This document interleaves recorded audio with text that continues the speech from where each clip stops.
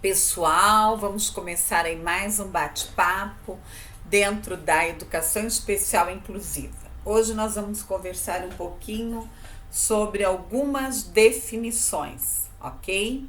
O que é deficiência, tá? Então, o que é ser uma pessoa deficiente, tá? Ter um laudo de deficiente.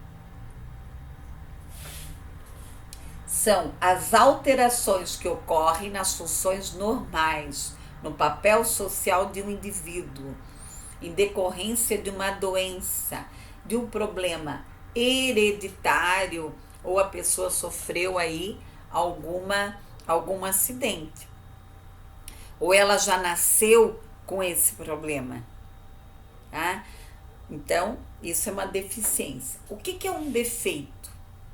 O defeito é qualquer perda ou anormalidade de uma estrutura, seja ela psicológica, fisiológica ou anatômica.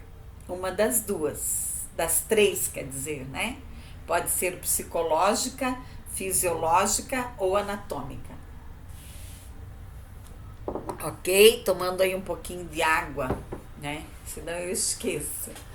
Tá? Então, a falta de um braço, o baixo nível de inteligência, ok? O que é deficiência, então? Eu posso ter uma deficiência física, uma deficiência auditiva, tá? Eu ser cego, eu ser surdo, enfim, né? Tem uma série de questões aí. Então, o que é um deficiente? O que é uma deficiência? É uma alteração que ocorre nas funções normais. Defeito, tá? Eu posso ter um defeito, mas eu não tenho uma deficiência, porque esse defeito não me dá a incapacidade, tá, de eu fazer as minhas atividades.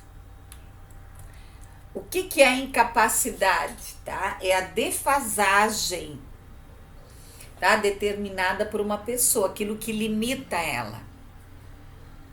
Então, limita, ela tem uma incapacidade. Um exemplo, alguém se inscreve em curso de idiomas, tá? Se inscreve em cursos de idioma e não consegue aprender.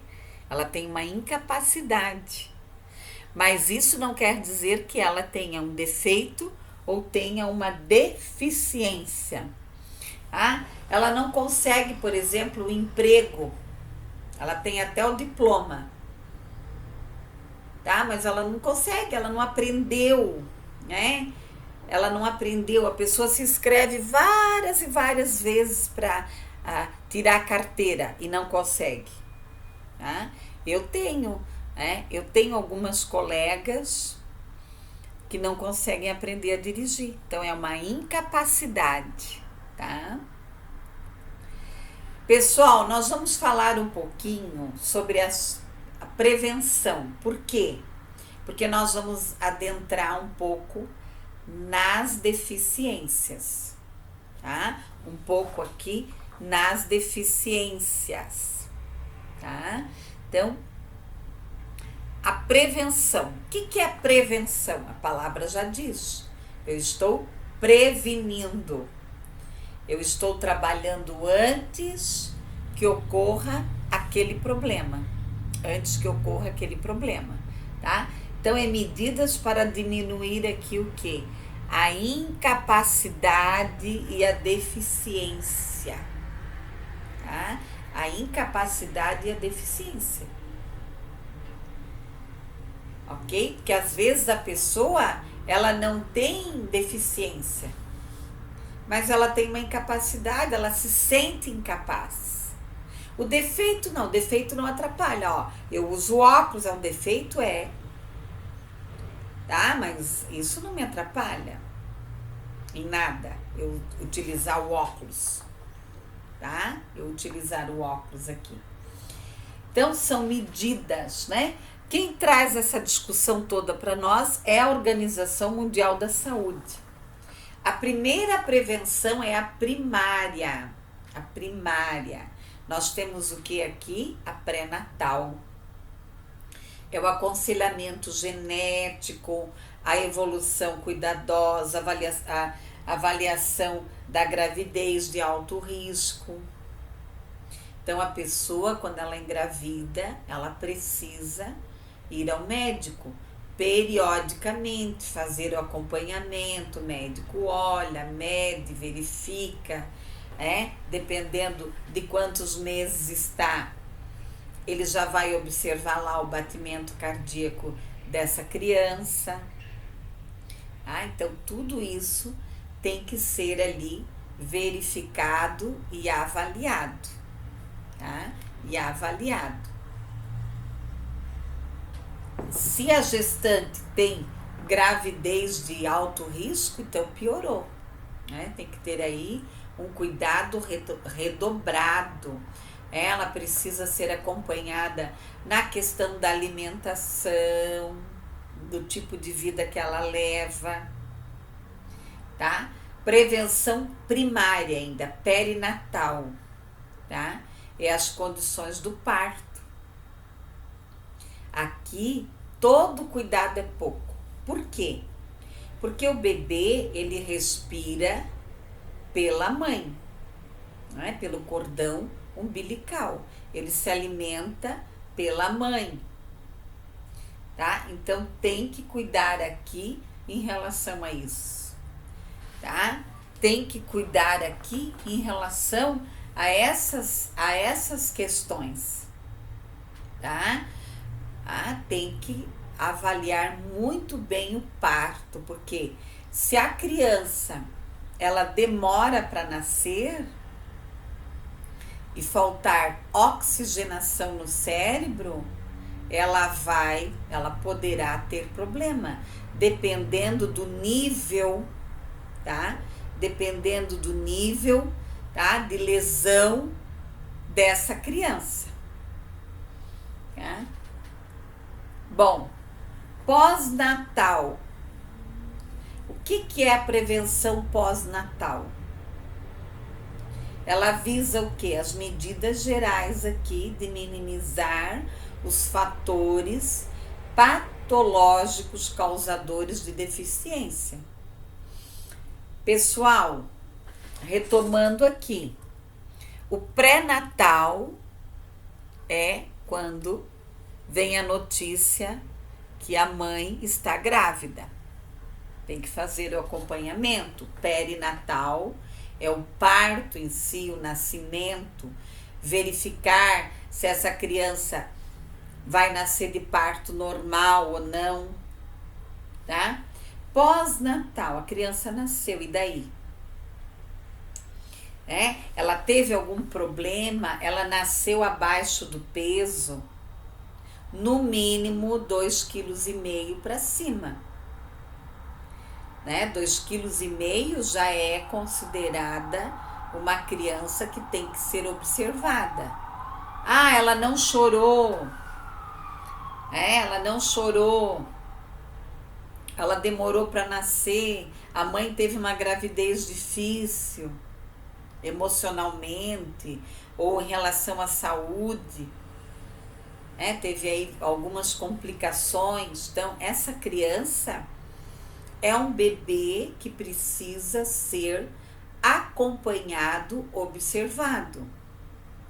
Existem as clínicas que nós chamamos de estimulação necessária. Então, se o médico falar, olha, o seu filho não chorou, o seu filho teve icterícia, que nasce todo amarelinho, daí tem que fazer a transfusão, tem que trocar o sangue. Enfim, essa criança precisa de mais estímulos do que uma criança, tá? Um bebezinho que teve todo o processo de gestação, tudo dentro da normalidade. O que é pós-natal? Então é isso, é prestar atenção nesse bebê. Pessoal, tem mães, famílias que amarram o bebê, né? Coloca uma cobertinha nele, tá? E ainda amarram. Quer dizer, a criança vai... Senhor, ela precisa se mexer. Ela precisa ter aquele espaço, né? Que ela possa ir se mexer. Pessoal, dentro da prevenção primária ainda, nós temos aí o teste do apagar e o teste do pezinho, né? Teste do pezinho, tá?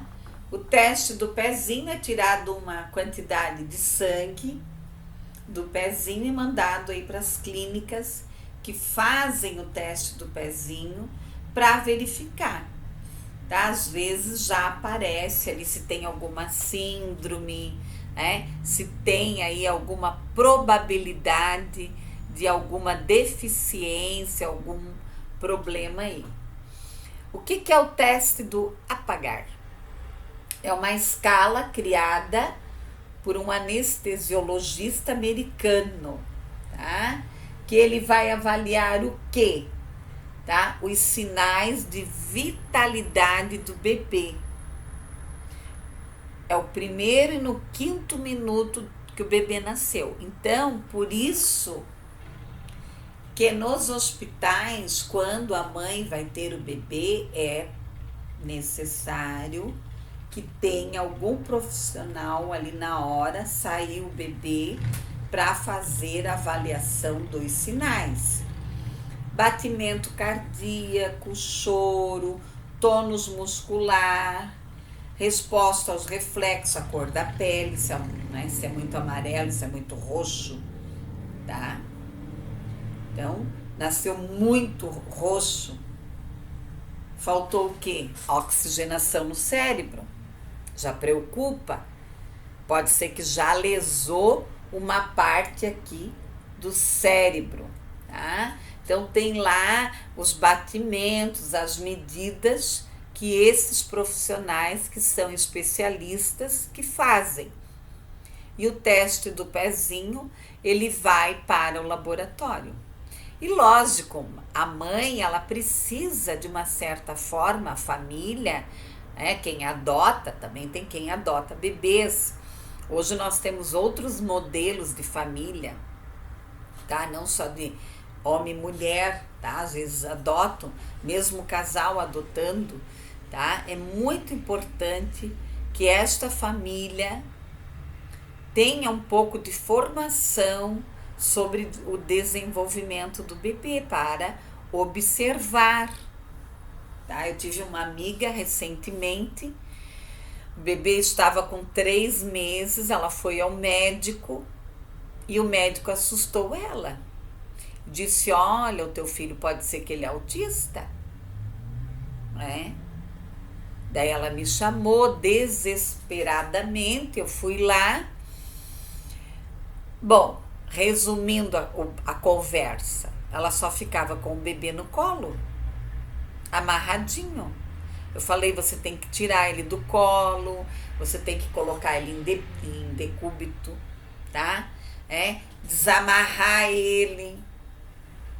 Ele tem que ficar em posições diferentes, em ambientes diferentes, para ele começar a ver coisas diferentes. Tá? Então, tudo isso. Aí ela começou a fazer. Em uma semana ela me ligou, ela disse, Edi, meu filho está outro. Eu falei, amada? Sim, novidade, tá? Então, aparentemente ele tem um cérebro normal, porque se em uma semana ela mudou o estilo dele, o cérebro já respondeu, tá? Vamos ver aí no andar da carruagem. Quem sou eu para diagnosticar um bebê de autista, tá? Nem o médico deu esse diagnóstico, ele levantou uma hipótese. Então, é isso, né, que eu gosto de deixar claro para os pais, para as famílias que pretendem ter filhos. Cuidado, pode ser que o teu filho vai ter um diagnóstico que é o quê? Falta de estímulo. Você não sabe estimular o seu bebê. tá? Bom, vamos à prevenção secundária. O que é a prevenção secundária, tá? Ela vai trabalhar aqui o caráter preventivo, mas também já terapêutico, tá? Que se destina a quê? A bebês de alto risco. Então, aqui o bebê já vai para a estimulação necessária. Essa família, esse bebê tem que ter um acompanhamento. Existem países, tá, que eles têm a equipe terapêutica, tá, itinerante. O que é isso? Ela vai em casa, tá? Vai lá a equipe multidisciplinar ou interdisciplinar, né, dependendo do nome que é dado a essa equipe, e eles dão uma orientação para a família. Tá? Então isso é muito bom, é um trabalho excelente, excelente, tá? Eu penso, né, que cada cidade deveria de ter um ônibus, né, um ônibus de uma equipe terapêutica. Ficasse nas feiras, né? Ficasse nas feiras, ficasse, lá tem um show, lá vai o ônibus terapêutico, para dar instruções, para conversar com as pessoas, para orientar. Falta muita orientação. Hoje se tem muita informação ruim, né? Informações que não batem com a realidade. Todo mundo grava vídeo, todo mundo fala bobagem, né? Então tem que cuidar, né? Tem que cuidar, cada um tem que ficar na sua área e eu fico quietinha aqui na minha área. Vou me meter em outras aí, né? Nem dou conta disso, tá?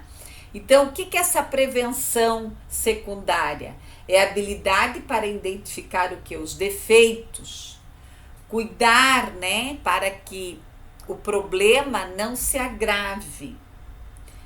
Você pode trabalhar aqui com a epilepsia, com a lepra, com a tuberculose, com a psicose, com a pressão alta, questão de drogas, tá? Então você pode fazer aí vários trabalhos, né, atuando, tá, em cima do que? Da prevenção primária, não, secundária. A prevenção secundária. Na primária, o problema ainda não está instalado. Na secundária, o problema já está instalado, mas ele ainda não é crônico. Então, o maior exemplo que nós temos hoje, pessoal, né? Eu trabalho com a educação especial inclusiva desde 1985. O maior exemplo que nós temos hoje é da criança com síndrome de Down. Olha o quanto que ela evoluiu, tá? Olha o quanto que ela evoluiu. Tem crianças com síndrome de Down que você olha, mas será que é mesmo?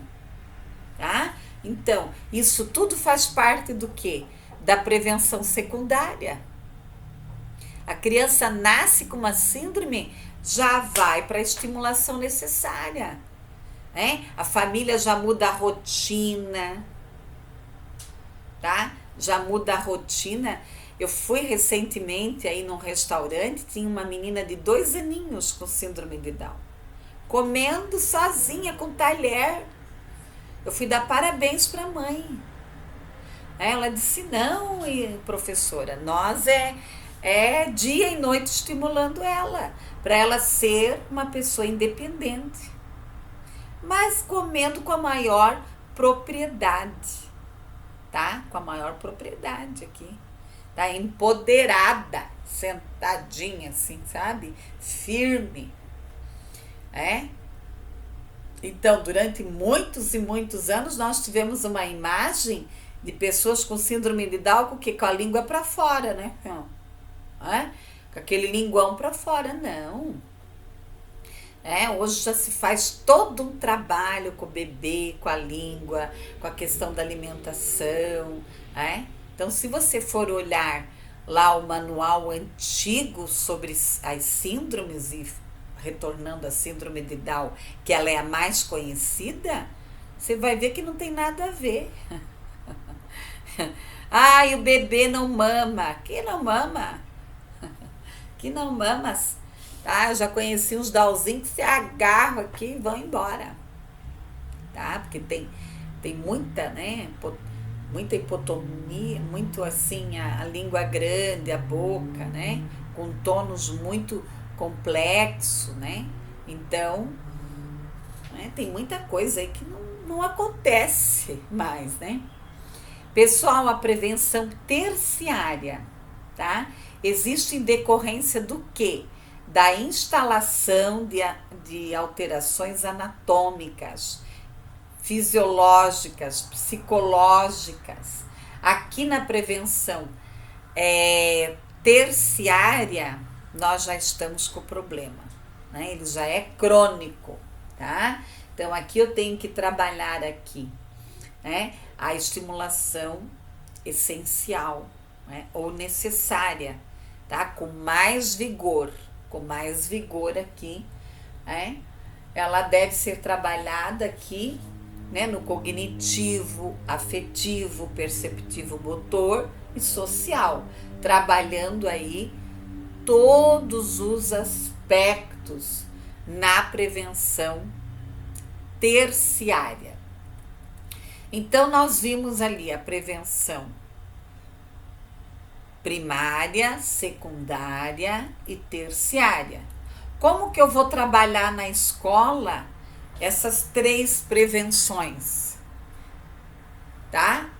A primária eu posso trabalhar com conscientização, com feiras, com trabalho, com pesquisa, colocar os estudantes para fazer pesquisa, ir para uma esquina, num sinaleiro, fazer trabalho de prevenção sobre qualquer assunto, né? Sobre meio ambiente, sobre droga, sobre cuidado com as crianças, sobre alerta, violência, paz, enfim, não só relacionado aqui à deficiência, tá? E a prevenção secundária, o problema já existe, então eu tenho que trabalhar mais firmemente, criar propostas já, né? O problema está instalado. Pegar o exemplo da dengue. Nós precisamos trabalhar a dengue mais firme onde? Na primária. A pessoa tem que ter o seu terreno limpo, não colocar entulho, água parada, né? Toda aquela proposta. Tá? Toda aquela proposta. O bichinho se instala onde? Onde tem sujeira. Tá? Aí eu vou trabalhar a secundária. Puxa, a dengue já existe. Então, nós já temos que trabalhar mais firmemente. Terciária, o problema da dengue já está crônico.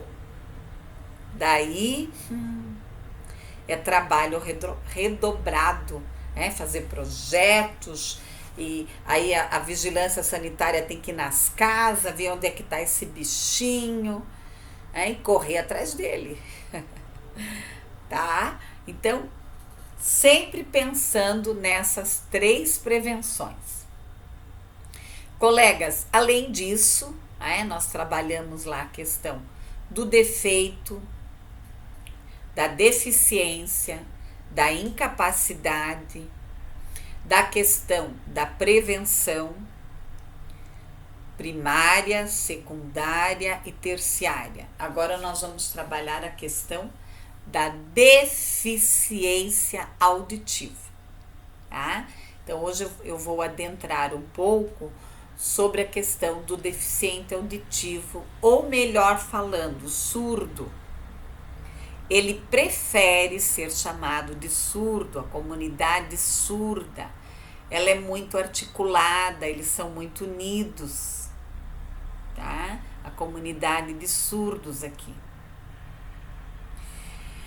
Bom, essa questão da comunidade de surdos, né?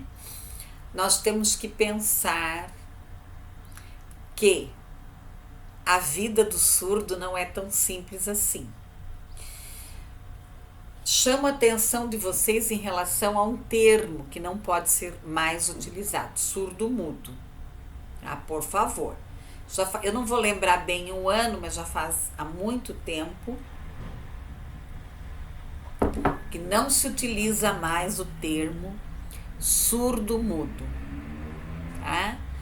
Porque a pessoa ela pode ser surda, mas ela não é muda, porque ela se comunica ou através da oralidade, tá?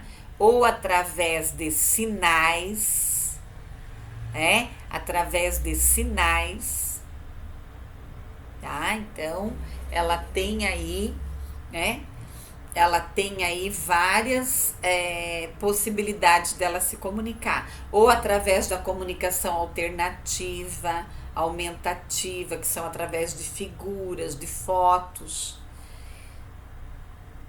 através do computador.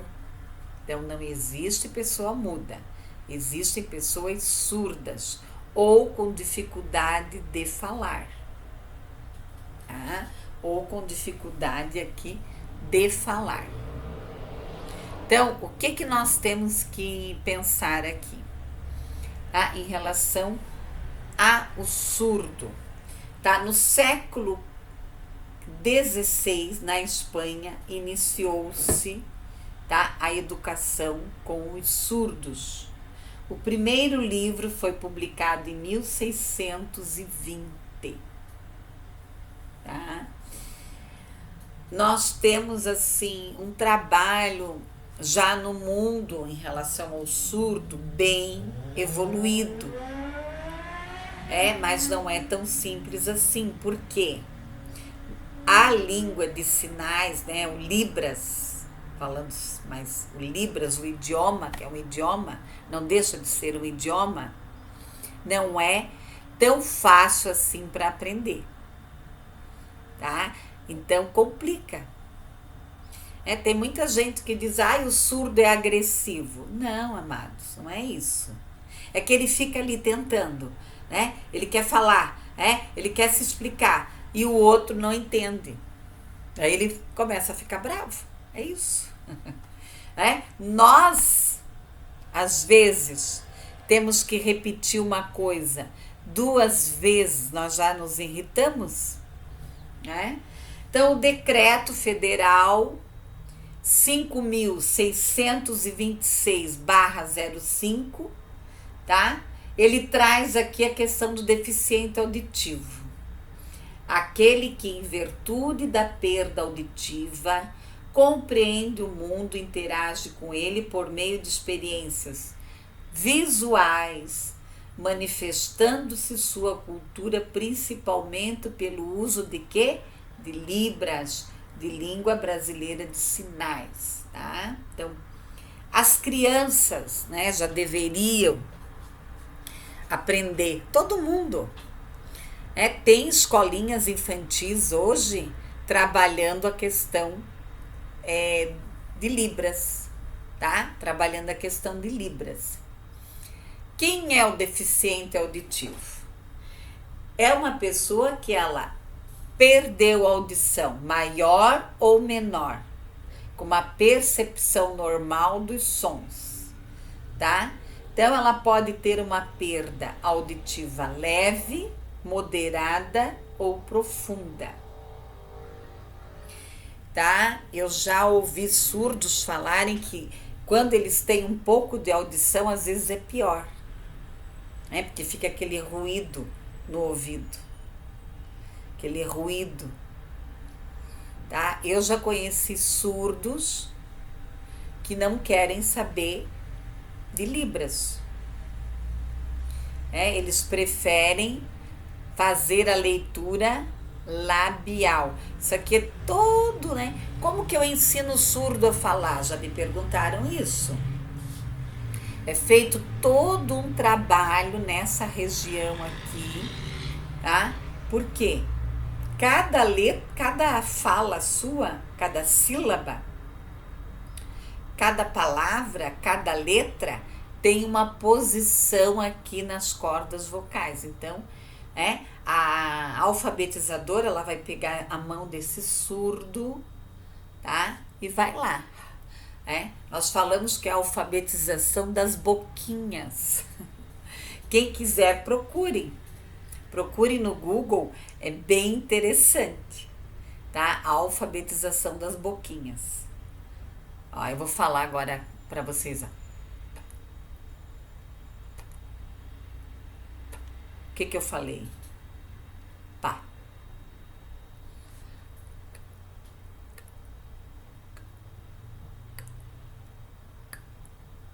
Então ele aprende, né, a emitir algum som. Esses tempos eu me encontrei com uma surda fazendo trilha. Eu percebi que ela era surda, tá? Mas muitas pessoas não percebiam, porque ela falava muito bem, tá? Ó, K, eu falei K, K, Sa, Sa, Sa, e daí vai, tá? Tem pessoas que alfabetizam e ensinam os surdos falarem magnificamente. É uma coisa de louco.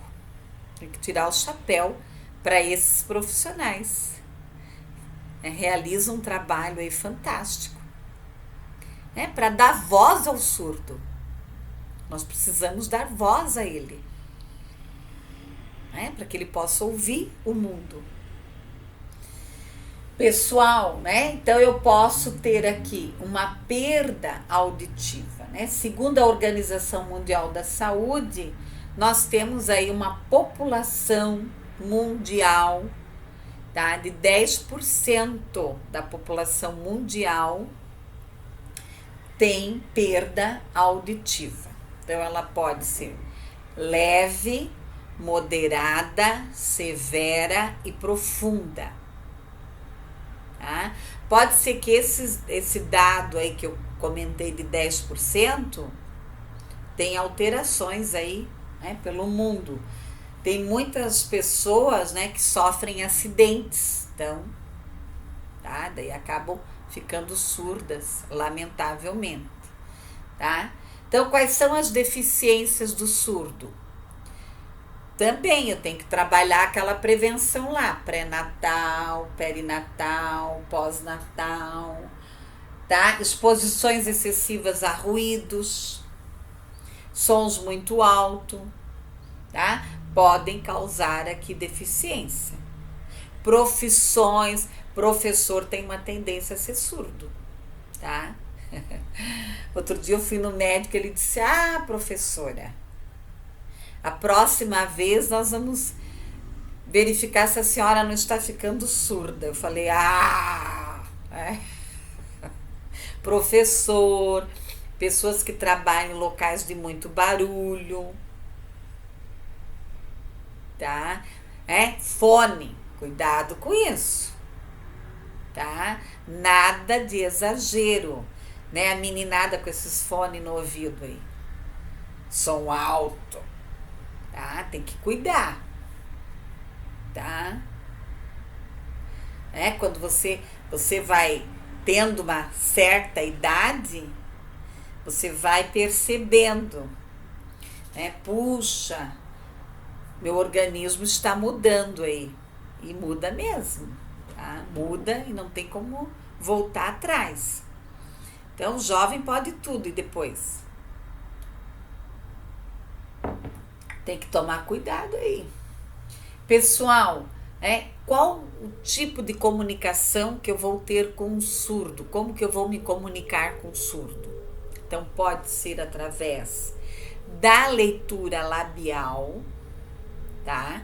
Claro, sempre olhando para ele, né? Não falando assim, aí ele vai te procurar. O que o surdo vai pedir para você? Para você falar diretamente a ele e falar no ritmo dele. Falar rápido, Senhor, tá? Eu não domino Libras, tá? Eu não domino Libras, mas eu já tive vários estudantes surdos na universidade, principalmente. Então eu não tenho dificuldade de conversar com surdo. Tá? É claro, se ele começa muito assim rápido também, eu já me perco todinha. Eu já falei, epa, para aí, né? Para aí, porque não é bem assim, tá? Então, a primeira coisa é a língua brasileira de sinais, tá? O Brasil foi um dos poucos países que obrigou a língua, né, o Libras, em todo o território nacional. É claro que nem todo mundo cumpre, né? Nem todo mundo cumpre. Os surdos, eles reclamam muito, tá? Eles têm razão, então nós temos que cumprir isso. Tem um surdo na sala, tem que ter um intérprete, tá? Enfim, né? Tem que ver aí quais são as necessidades reais do surdo. A Libras teve, né, a sua origem na França, né? Eles que criaram, opa, eles que criaram esse idioma, né? Essa língua de sinais, tá? O que eu tenho que pensar em relação ao surdo?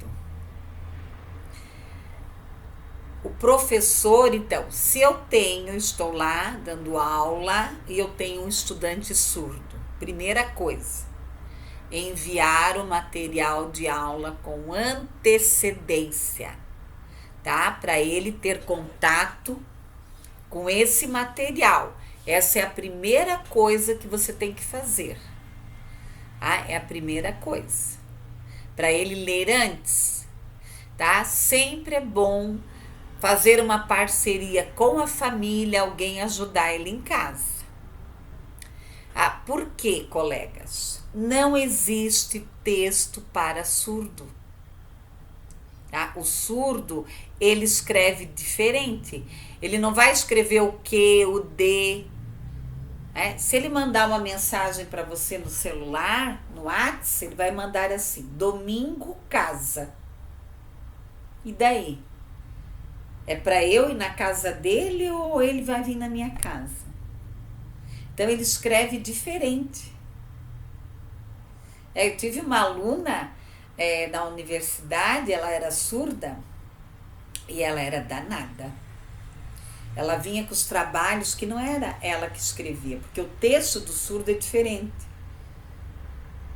E eu e ela, às vezes, a gente brigava feio. Ela gostava de mim e eu gostava dela, com certeza, tá? Mas nós brigávamos feio. Nós brigávamos feio, assim, às vezes. Eu dizia, eu quero texto escrito por você. E ela ficava, né? Eu fazia, ela fazia de novo, tá? Falei, não quero texto feito pelos outros. Eu quero o seu texto, a sua produção.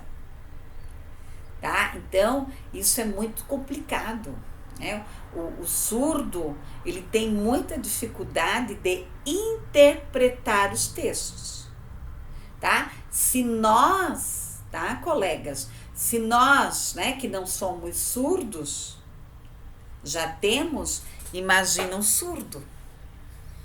Então, às vezes, ele vai fazer um curso superior e ele não dá conta.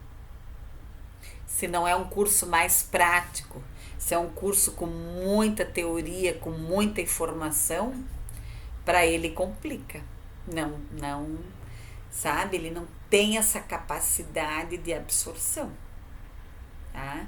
Então né, às vezes o surdo fica até revoltado, porque o mundo não é para o surdo. Os textos não são escritos para surdo. Então, o que você precisa fazer aqui? mandar os textos antes, ter o intérprete, verificar quais são as dificuldades dele, se precisar dar um suporte para ele individual, ter aqui o que nós chamamos de PDI, Programa de Desenvolvimento Individual para aquele estudante específico. Tá? Aquele estudante, ele precisa de uma orientação. E o ideal é que nas escolas tenham o AE, que é o atendimento de educação especializada, que tenha um profissional especializado em educação especial e inclusiva para dar suporte ao professor. Professor, agora como que eu vou dar aula para um surdo? Ele precisa do intérprete. Tá? Eu já tive estudantes que nunca quiseram intérprete. Eles se viravam. Tá? Então, cada caso é um caso. Por isso que primeiro tem que ser feito o quê? O levantamento de quais são as necessidades reais desse surdo. Cada um é cada surdo é uma situação diferente, tá? Cada um é um. Eu já conheci surdos que são mais independentes, outros são mais dependentes. O que é ideal? Ele ser oralizado ou ele ser alfabetizado em Libras? Nos dois, tá? Nos dois. Ok? O ideal é nos dois. Pessoal, pense sobre tudo isso. Pense, eu vou ter um aluno surdo, e agora? Tá? Tem que ser feito aqui todo um acompanhamento com a equipe pedagógica, com os professores, tá? Com ele, com a família. Dar o suporte aqui, Dar o suporte. Pessoal, até!